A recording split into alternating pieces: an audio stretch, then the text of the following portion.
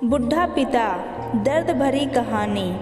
किसी गांव में एक बुढ़ा व्यक्ति अपने बेटे और बहू के साथ रहता था। परिवार सुखी संपन्न था, किसी तरह की कोई परेशानी नहीं थी। बुढ़ा बाप, जो किसी समय अच्छा खासा नौजवान था, आज बुढ़ापे से हार गया था।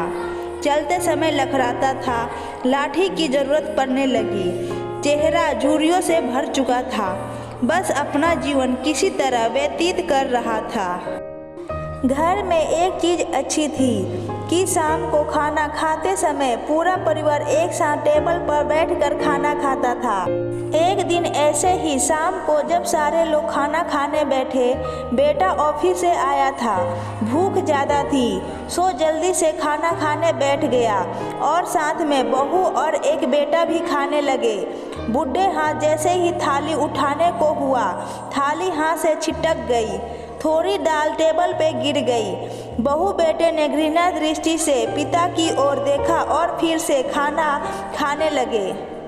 बूढ़े पिता ने जैसे ही अपने हिलते हाथों से खाना खाना शुरू किया तो खाना कभी कपड़ों पे गिरता, कभी जमीन पर। बहू चिढ़ते हुए कहा, हे राम, कितनी गंदी तरह से खाना खाते हैं। मन करता है इनकी थाली किसी अलग कोने में लगवा देते हैं। बेटे ने भी ऐसे सिर हिलाया जैसे पत्नी की बात से सहमत हो। बेटा यह सब मासूमियत से देख रहा था। अगले दिन पिता की थाली उस टेबल से हटाकर एक कोने में लगवा दी गई। पिता की डबडबाती आंखें सब कुछ देखते हुए भी कुछ बोल नहीं पा रही थी। बुढ़ा पिता रोज की तरह खाना खाने लगा। खाना कभी इधर गिरता, कभी उधर। छोटा बच्चा अपना खाना छोड़कर लगातार अपने दादा की तरफ देख रहा था। माँ ने पूछा, क्या हुआ बेटा, तुम दादाजी की तरफ क्या देख रहे हो और खाना क्यों नहीं खा रहे? बच्चा बड़ी मासूमियत से बोला, माँ, मैं सीख रहा हूँ कि वृद्धों के साथ कैसा व्यवहार करना चाहिए। जब मैं बड़ा हो जाऊँगा और आप लोग बूढ़े हो जाएंगे तो मैं भी आपको इसी तरह कोने में खाना खिलाया करूँगा। बच्चे के मुंह से ऐसे बात सुनते ही बेटा और बहू दोनों कांप उठे।